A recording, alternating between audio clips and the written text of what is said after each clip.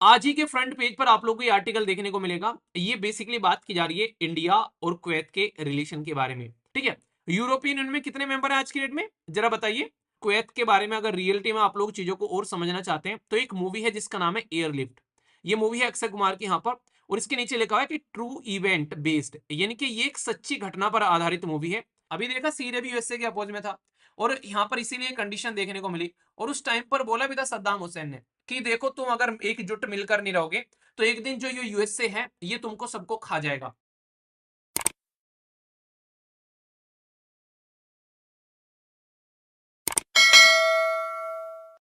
आज ही के front page पर आप लोगों को ये आर्टिकल देखने को मिलेगा। ये बेसिकली बात की जा रही है इंडिया और कुवैत के रिलेशन के बारे में।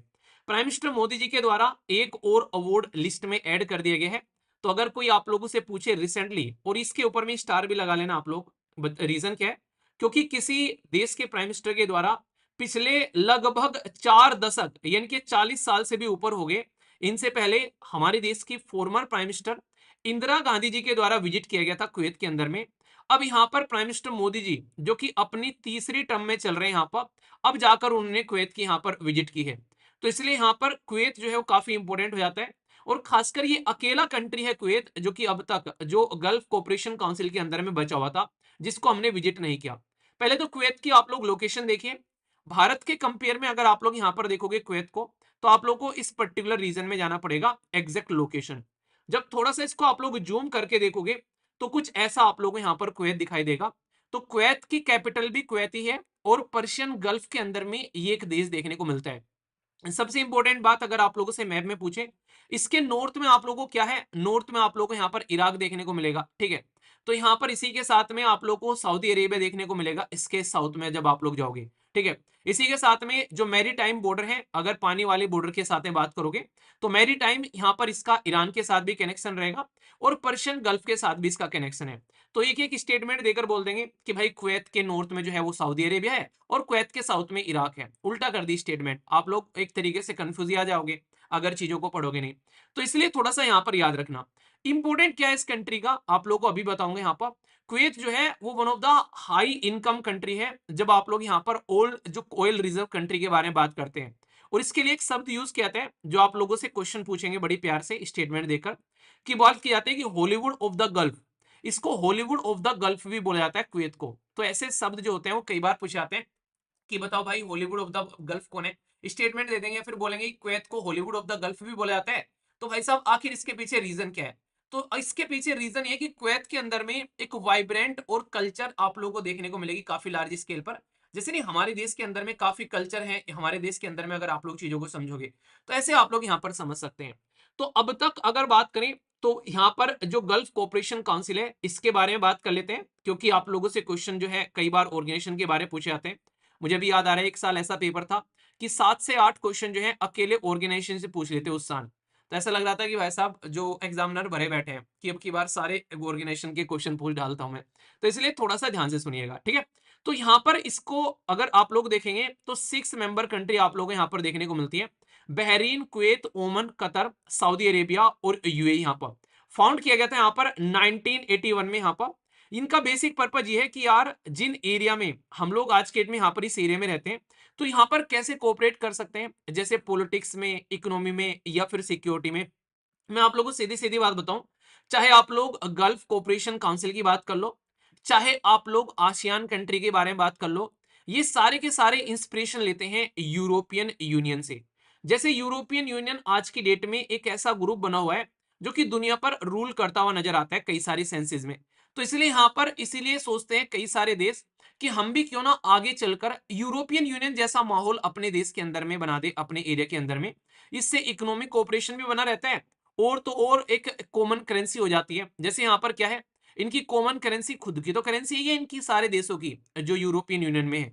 अलग अलग करेंसी भी है इनकी, और एक कॉमन करेंसी भी है जिसको आप लोग यूरो बोलते हो। ठीक है, यूरोपियन यूनियन में कितने मेंबर है आज की डेट में, जरा बताइए।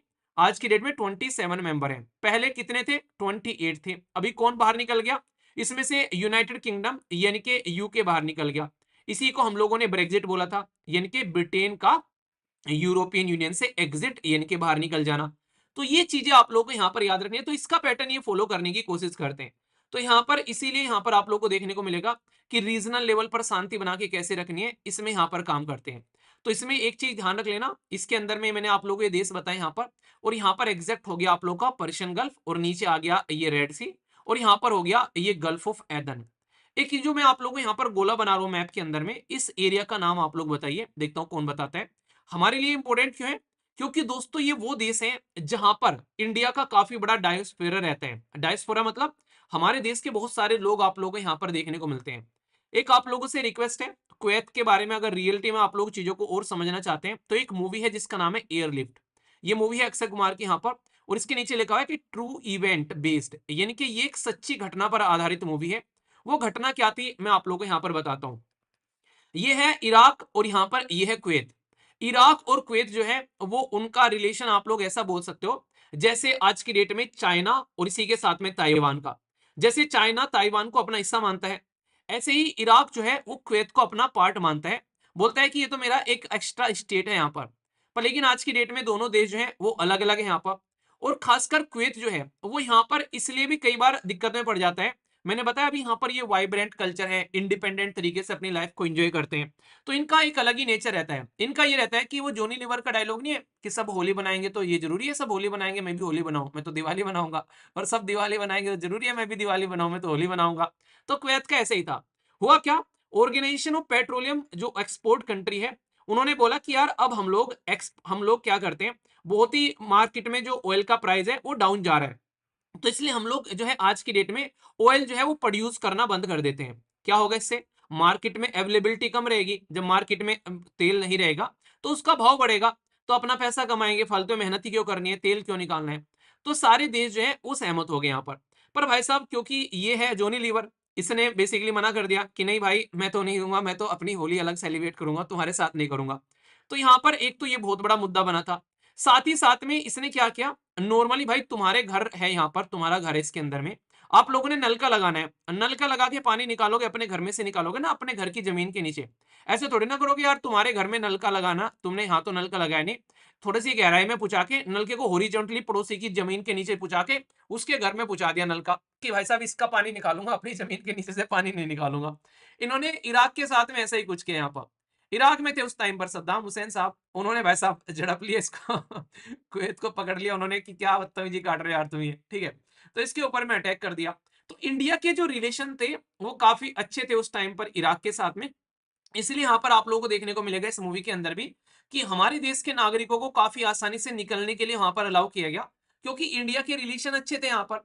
तो यहाँ पर उनके लीडर के साथ में, और रिलेशन अच्छे भी क्यों थे, क्योंकि ये जो लीडर थे ना कई सारे, जैसे कि यहाँ पर आप लोग बात करते हैं आज के डेट में, मैंने इराक के बारे में बात करी, ऐसा ही एक देश था जिसके बारे में अभी आप लोगों ने काफी न्यूज में पढ़ा, उसका नाम था सीरिया। तो सीरिया हो गया या फिर इराक हो गया, बॉर्डर मिलते हुए यहाँ पर नजर आते हैं। तो ये ऐसे थे जो कि इंडिपेंडेंट थॉट के लोग हुआ करते थे, यानी कि एक थोड़ा सा ऐसा सिस्टम लेकर चला करते थे कि भाई साहब नहीं, एक तरीके से लिबरल थोड़ा सा रहा करते थे चीजों को लेकर। ऐसा नहीं कि भाई बहुत सारे प्रतिबंध लगा रखे हैं जैसे पहले हुआ करता था सऊदी अरेबिया के अंदर में और यूएई के अंदर में। इसलिए कहते हैं दुनिया एक जैसी नहीं रहती है। तो सऊदी अरेबिया और यूएई के अंदर में ऐसा ही हुआ करता था पहले कि भाई साहब बड़े ही कट्टर रूल फॉलो किया करते थे वो। देखो जिस इंसान के पास में रिसोर्सेज कम होंगे उसका कट्टरपन आप लोगों को देखने को मिलेगा, क्योंकि वो चीजों को कंट्रोल करने की कोशिश करता है फिर रिलीजन के नाम पर। तो ये चीजें समझ सकते हैं। तो यहाँ पर पुराने टाइम पर इनके साथ में हमारे रिलेशन अच्छे थे, जबकि इराक और यहाँ पर जो सऊदी अरेबिया और यूएई के साथ में ज्यादा अच्छे रिलेशन नहीं थे वहां पर। तो यहाँ पर जो पार्टी थी वो थी बाथ पार्टी दोनों जगह। और बाथ पार्टी क्या करती थी, आज भी फिलहाल सीरिया के अंदर में जो बशर अल असद थे, जो भागे अभी रसिया के अंदर में अपना यहाँ से पीछा छुड़ाकर, क्योंकि वहां पर लोगों ने प्रोटेस्ट करना स्टार्ट कर दिया। रीजन, वहां पर काफी लंबे समय से उनकी पॉलिटिकल पार्टी जो है वो रूल कर रही थी, लगभग 50-60 सालों से। तो लोगों को पसंद नहीं आ रही थी, भाई साहब महंगाई बढ़ती जा रही है आज की डेट में, लोगों के पास में जॉब नहीं है, मतलब जबरदस्ती सारी चीजें कंट्रोल करने की कोशिश की जा रही है। तो जनता भड़क गई, वहां पर भड़क गई तो भाई साहब छोड़कर भागे। तो वो जो पॉलिटिकल पार्टी थी, बात पॉलिटिकल पार्टी, वो यहाँ पर सीरिया में भी रूल करती थी, इराक में भी रूल करती थी। तो ये थोड़े से लिबरल टाइप के लोग हुआ करते थे और हमेशा यूएसए के अपोज में रहा करते थे। अभी देखा सीरिया भी यूएसए के अपोज में था, और यहाँ पर इसीलिए कंडीशन देखने को मिली। और उस टाइम पर बोला भी था सद्दाम हुसैन ने कि देखो तुम अगर एकजुट मिलकर नहीं रहोगे तो एक दिन जो ये यूएसए है ये तुमको सबको खा जाएगा। और हुआ भी ऐसा, इराक को खा गया, ईरान को खा ही रहा है आज की डेट में, सीरिया को खत्म कर ही दिया। तो पता नहीं कौन कौन यहाँ पर इसके हाथ लगेगा अभी आज की डेट में। रीजन क्या है, ये अपने ही एरिया में अपने आप को समेट कर लेकर चलना चाहते थे कि भाई एकजुट रहेंगे, वरना अंग्रेज सबने देखे हैं कि दुनिया पर रूल करके गए हैं, पर लेकिन उसकी किसी ने सुनी नहीं और उसकी सद्दाम हुसैन की खिल्ली उड़ाई गई थी उस टाइम पर। तो आज की डेट में देख लो, उसकी वो स्टेटमेंट अभी वायरल हो रही थी कि सद्दाम हुसैन ने उस टाइम पर वो बोला था। आज की डेट में देख लो यहाँ पर वही हो रहा है सीरिया के साथ में, जो सद्दाम हुसैन उस टाइम पर बोल के गए थे। तो ये तो कंडीशन आप लोग यहाँ तक हो गई। तो कहने का मतलब यहाँ पर यह कि उस टाइम पर यहाँ पर इराक के द्वारा कुवैत पर अटैक कर दिया गया था, तो हमारे देश के लोगों को यहाँ से हम लोग निकाल कर लेकर आ गए थे। तो ये चीजें समझ सकते हैं। तो इसमें जो एक ऑर्गेनाइजेशन है जिसका नाम है ओपेक, ओपेक को बोलते हैं ऑयल जो यहाँ पर बेसिकली प्रोड्यूस कंट्री है, जो ऑयल प्रोड्यूस करेंगे वही एक्सपोर्ट करेंगे, बेचेंगे। तो इसलिए इसका नाम रख दिया Organization of Petroleum Exporting Country, OPEC. अब ये तो है कि भाई साहब ये जो टोटल कंट्री है आज के डेट में 12 कंट्रीज में आप लोगों को देखने को मिलती है। अब इसमें एक वर्ड और लिखा हुआ है ओपेक प्लस। भाई ओपेक तो समझ लिया, अब ओपेक प्लस क्या है? अब यार ये थोड़ी ना कि तेल बस ओपेक ही बेच रहा है पूरी दुनिया में, बहुत सारे ऐसे भी देश होंगे जो कि तेल बेच रहे होंगे, ठीक है। तो यहाँ पर हो सकता है कि वो यहाँ पर इसके ग्रुप में आने के बेसिकली एक साथ में रहने के खुशी ना हो कि नहीं हम नहीं आ रहे, हम तो अलग से रहेंगे भाई साहब। तो ओपेक एक ग्रुप बन गया 12 देशों का। अब ओपेक प्लस में भी लगभग 11 के करीब कंट्री हैं जो यहाँ पर ऑयल प्रोड्यूस करते हैं। तो इन्होंने बोला हम तो ऑयल प्रोड्यूस कर ही रहे हैं, तुम भी ऑयल प्रोड्यूस कर रहे हो, तो तुमको ओपेक प्लस बोल देते हैं कि तुम भी हमारे पार्टनर टाइप में हो। क्यों? क्योंकि चोर चोर मोसेरे भाई भाई। कैसे? रीजन ये हो गया कि भाई अगर मार्केट में हम लोग तेल ले जाकर बेचेंगे और मार्केट में दड़ादड़ तेल हम लोग बेच रहे हैं ले जाकर, और तेल बहुत ज्यादा अवेलेबल हो गया, तो भाई साहब प्राइस उसका डाउन हो जाएगा। अगर मार्केट में तेल कम रहेगा तो भाई उसका प्राइस बढ़ जाएगा। तो इसीलिए यहां पर ये क्या करते हैं, ये तेल का जो प्राइस है वो डिसाइड करने का काम करते हैं। तो जब इनको लगता है कि तेल का भाव सस्ता जा रहा है काफी ज्यादा है, तो भाई ये प्रोड्यूस करना बंद कर देते हैं। जब इनको लगता है कि तेल का भाव जो है जो ऊपर जाने लगा है और ठीक लेवल पर पहुंच गया, तो ये प्रोड्यूस करना स्टार्ट कर देते हैं। तो ये तेल के प्राइस को कंट्रोल करने का काम करते हैं यहाँ पर। तो इसमें भी आप लोगों को यहाँ पर देखने को मिलेगा, कुवैत जो है वो इसका भी पार्ट है यहाँ पर। तो इसलिए क्वेश्चन कई बार आप लोगों से पूछे जाते हैं। तो ये कंट्री, एक इंटरेस्टिंग चीज बता दो इसके बारे में जो आप लोगों को कंफ्यूजन कर सकती है। इसके अंदर जो मेंबर है, जैसे अल्जीरिया हो गया, कोंगो हो गया, या गुनिया हो गया, यहाँ पर गबन, इराक, ये सारे जो देश आप लोगों को देखने को मिल रहे हैं, इसके अंदर किसी का भी हेडक्वार्टर आप लोगों को यहाँ पर इसके अंदर नहीं देखने को मिलेगा। इसका हेडक्वार्टर है वियना, ऑस्ट्रिया के अंदर में, ठीक है। तो हेडक्वार्टर आप लोगों को अलग ही देखने को मिलेगा, अलग देश के अंदर में। तो ये क्वेश्चन कई बार आप लोगों से पूछा जाता है, ठीक है। तो ये इंटरनेशनल लेवल पर ऑयल का प्राइस जो है वो डिसाइड करते हैं। समझ में आ गया यहाँ पर? तो ये बेसिक चीजें थी जो आप लोग याद रखेगा। अभी इंपॉर्टेंट मुद्दा क्या है, एक फैक्चुअल क्वेश्चन और आप लोग को बता देते हैं। अभी यहाँ पर एक अवार्ड है जिसके बारे में याद रखना है। यहाँ पर हमारे देश के प्राइम मिनिस्टर को अभी यहाँ पर कुवैत का हाईएस्ट अवार्ड मिला है। हमारे देश का हाईएस्ट अवार्ड क्या है ये आप लोगों को पता है? अभी कुवैत का हाईएस्ट अवार्ड आप लोगों को यहाँ पर याद रखना है, जो कि क्वेश्चन आप लोगों से पूछा जा सकता है। तो प्राइम मिनिस्टर जो मोदी साहब है, उनको यहाँ पर मुबारक अल खबर ऑर्डर, तो ये आप लोग को देखने को मिलेगा, ये हाईएस्ट ऑर्डर दिया गया है। रीजन? क्योंकि प्राइम मिनिस्टर मोदी साहब के द्वारा कुवैत के अंदर विजिट की गई है, पिछले 40 सालों में किसी मुखिया के द्वारा विजिट किया गया है। तो इससे दोनों के रिलेशन और ज्यादा स्ट्रॉन्ग यहाँ पर होंगे और अभी भी और चीजें आगे बढ़ेंगी। तो इसकी वजह से यहाँ पर ये अवार्ड दिया गया है। तो ये पॉजिटिव चीज आप लोग यहाँ पर बोल सकते हो, ठीक है। और मैंने बताया था, आप लोगों को याद भी होगा कि कुवैत के अंदर में जो टोटल पॉपुलेशन है, उसके अंदर में लगभग आप लोगों को 4.9 मिलियन पॉपुलेशन में से 1 मिलियन के करीब पॉपुलेशन जो है वो इंडिया के लोग हैं जो आज की डेट में कुवैत में रहते हैं। तो इसी के पीछे मैंने बताया था रीजन आप लोगों को कि कुवैत में इतने सारे लोग आज की डेट में रह रहे हैं। तो इसी के पीछे रीजन एक चीज मैंने ये बताई थी कि हमारे देश का आज की डेट में आईआईटी का एक कैंपस आप लोग को कुवैत के अंदर में स्टेब्लिश किया जा चुका है। आईआईएम यानी कि इंडियन का जो मैनेजमेंट इंस्टीट्यूट है, वो भी आप लोग को कुवैत के अंदर में देखने को मिलेगा। समझ रहे हैं? ईसी के साथ में हमारे देश के अंदर में जो सीबीएसई है भाई साहब, उसकी ब्रांचेज आप लोगों को कुवैत के अंदर में देखने को मिलेगी। सोच के देखो, यहाँ पर इतने सारे जब लोग वहां पर रह रहे हैं, तो इसीलिए तो यहाँ पर इतनी सारी चीजें वहां पर स्टेब्लिश की गई हैं, तो ताकि हमारे देश के जो लोग हैं वहां पर इंजॉय कर सके। कुवैत के अंदर में हिंदी रेडियो प्रोग्राम नमस्ते कुवैत ये लॉन्च किया गया अप्रैल 2024 के अंदर में। फेस्टिवल ऑफ इंडिया ये कुवैत के अंदर में आप लोगों को देखने को मिलते हैं। सीबीएसई के अंदर में 26 इंडियन सीबीएसई स्कूल है कुवैत के अंदर में, जहां पर लगभग 60,000 के करीब इंडियन स्टूडेंट जो है वहां पर पढ़ते हैं। तो इससे अंदाजा लगाइए कि कुवैत जो है वो कितना इंपॉर्टेंट यहां पर हो जाता है। और कल्चर के पॉइंट ऑफ से मैंने बताया कि इसको एक तरीके से कि आज की डेट में हम लोग इसको हॉलीवुड बोल रहे हैं कहीं ना कहीं। तो ये आप लोग चीजें समझ सकते हैं यहाँ पर कि भाई साहब Hollywood of the Gulf region. तो ये बहुत ही ऐसी इंफॉर्मेशन है जो कि इंडिया और जो कुवैत के रिलेशन के बारे में यहाँ पर बात करती है। अभी प्राइम मिनिस्टर मोदी साहब के द्वारा जो विजिट की गई है, इसमें इंटरेस्टिंग चीज है कि हम लोग स्ट्रेटेजिक पार्टनरशिप को आगे लेकर चल रहे हैं। और स्ट्रेटेजिक पार्टनरशिप का मतलब क्या होता है कि भाई हम लोग डिफेंस के मामले में भी अब बातें करने स्टार्ट करेंगे। Defence personnel joint exercise military equipment supply इनके लिए काम करेंगे और इसको बोलते हैं स्ट्रेटेजिक वे में काम करना, क्योंकि बिना स्ट्रेटजी के मिलिट्री आगे नहीं चल पाती है। तो डिफेंस कोऑपरेशन देखने को मिल रहा है, एमओयू देखने को मिल रही है। तो यहां पर साइन किया जा रहा है, साइन किया जा रहा है यहां पर कि ताकि रिलेशन को स्ट्रेटेजिक पार्टनरशिप में हम लोग लेकर चल सके। तो ये पॉजिटिव चीज देखने को मिलेगी। तो पूछे कौन से देश के साथ में, अभी रिसेंटली हमारे देश के प्राइम मिनिस्टर साहब के द्वारा डिफेंस कोऑपरेशन और स्ट्रेटेजिक पार्टनरशिप की बात की गई, तो ये इंपॉर्टेंट है। बाकी एनर्जी इन्वेस्टमेंट इनोवेशन इनमें भी हम लोग काम करेंगे। म्यूचुअल कल्चर कोऑपरेशन में हम लोग काम कर ही रहे हैं। डाइवर्स फील्ड में मिलकर काम कर रहे हैं एक दूसरे के साथ में। तो ये काफी इंपैक्टफुल एक विजिट होने वाली है और पूरा का पूरा गल्फ रीजन हमारे लिए बहुत इंपॉर्टेंट है, क्योंकि आप लोगों को याद होगा अभी एक क्वेश्चन ये भी पूछा गया था कल ही का पेपर जो आप लोग देख रहे हैं जो भी। अच्छा जी, जिसने ये पेपर नहीं देखा है आप लोग पेपर जरूर देख लीजिएगा। जो भी पेपर होते हैं आप लोग शेयर करते हो, अच्छा लगता है। और उन पेपर को शेयर कर दिया जाता है आप लोग का टेलीग्राम के ऊपर भी। तो एसएलवी सिविल सर्विसेज वाला जो टेलीग्राम का चैनल है उस पर उसको ऑलरेडी शेयर कर दिया गया है। तो वहां पर आप लोग उसको देख लीजिएगा, ठीक है। हालांकि मिल तो गया ही होगा, नहीं मिला है तो उनके लिए है, ठीक है। तो ये है पूरा का पूरा मुद्दा। तो इसको कहते हैं चीजों को सिस्टमेटिक वे में तैयार करना।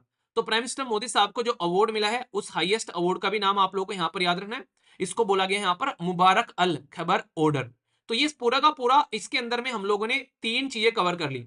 एक तो इंडिया और कुवैत के रिलेशन के बारे में मैंने आप लोगों से बात कर ली, एक मैप बेस्ड लोकेशन भी हो गया, और साथ ही साथ में दो ऑर्गेनाइजेशन भी आप लोग यहाँ पर कवर होगी। तो इसको कहते हैं चहुमुखी विकास किसी पर्टिकुलर टॉपिक का। आगे से इसके ऊपर में एक थोड़ी सी स्टोरी मैंने बता दी, हिस्ट्री बता दी कुवैत की, जो कि आर्टिकल में कहीं नहीं देखने को मिलेगी। और इसी के ऊपर एयरलिफ्ट मूवी है, कुवैत से अपने लोगों को निकाला गया था। तो ये चीजें समझिएगा और हमारे रिलेशन इसके साथ में अच्छे होने का रीजन बता दिया। तो इंपॉर्टेंट है, स्टार लगाने ना आर्टिकल के ऊपर में कंफ्यूजन नहीं होना चाहिए, ठीक है। तो मैं आशा करता हूं कि आप लोगों के माइंड में अब इसको लेकर कोई भी डाउट नहीं होगा, ठीक है। तो बेसिक है और इंपॉर्टेंट है, इसको याद रखिएगा। एक बच्चा कह रहा था कि सर जो अभी पेपर होने वाले हैं, जो भी पेपर होने वाले हैं यहाँ पर, अभी आप लोगों का पेपर एमपीपीएससी का भी होने वाला है, ठीक है। तो आप लोग का काफी कुछ सिलेबस जो है वो यहाँ पर ऑलरेडी कवर हो चुका है। जैसे अभी कुछ पार्ट बचे हुए हैं तो वो ऑलरेडी रेगुलर चल रहे हैं। पर बेसिकली ये जो आप लोग की ये क्लासेस चल रही है ना, ये 2025 के लिए है। मैं बार बार आप लोग को ये बता रहा हूँ, तो आप लोग ये मत सोचो ये अभी के लिए क्लासेस चल रही है आप लोग की, ठीक है। और जो एनसीईआरटी का अगला बैच कब आएगा, एनसीईआरटी का कोई बैच नहीं आएगा, इसी के अंदर में क्लासेस अपडेट होती रहेंगी। रीजन क्या है, रीजन ये कि एनसीईआरटी आप लोग को ऐसा नहीं कि भाई साहब बैच में पढ़ोगे कि पूरे साल एनसीईआरटी की क्लासेस चलती रहेंगी। आप लोग को बैठो और 2-3 महीने के अंदर में फटाफट एनसीईआरटी निपटानी होती है। भाई साहब आप लोग आज की डेट में ग्रेजुएशन कर चुके हो और ये क्लास 12th की एनसीईआरटी है। तो आप लोग को पढ़नी कैसे है, उसी तरीके से पढ़नी है जैसे इनकी रिक्वायरमेंट है कि हाँ ठीक है यार एक बार ओवरव्यू इनका लेते हैं फटाफट। तो ऐसा नहीं कि उनको बैठकर आप लोग घुटते रहोगे, उन्हीं को उनमें पूरा साल लगा दोगे, ऐसे तो हो चुका फिर काम। पूरा साल अगर किसी को लगाना है तो उसको लगाना है जो आज की डेट में मान लीजिए किसी ने ग्रेजुएशन स्टार्ट करी है, उसको ये क्लास स्टार्ट कर देनी चाहिए एनसीईआरटी की, कि ग्रेजुएशन फर्स्ट ईयर में है, सेकंड ईयर में है, फिर थर्ड ईयर में भी है, तो वो ये क्लास स्टार्ट कर सकता है आराम आराम से। पर लेकिन अगर ग्रेजुएशन कंप्लीट हो चुके हैं, कोर्स के साथ में इसीलिए दी जा रही है ताकि फटाफट आप लोग इनको निपटा लो और चीजों को अच्छे से लेकर चलो। तो ये चीजें आप लोग यहाँ पर समझिएगा, ठीक है। तो ये बेसिक था, इसके लिए आप लोग रेडी रहिएगा। और शाम को आज रेडी रहिएगा 8 बजे, कल थोड़ा रीजन था जिसकी वजह से नई चीजें हो पाई थी। आज 8 बजे आप लोग के सामने जो है इसके बारे में आप बात करूंगा, पूरी क्लासेस के बारे में। तो इसके लिए आप लोग रेडी रहिएगा, तो ताकि चीजों को अच्छे से अंडरस्टैंड कर सके, ठीक है।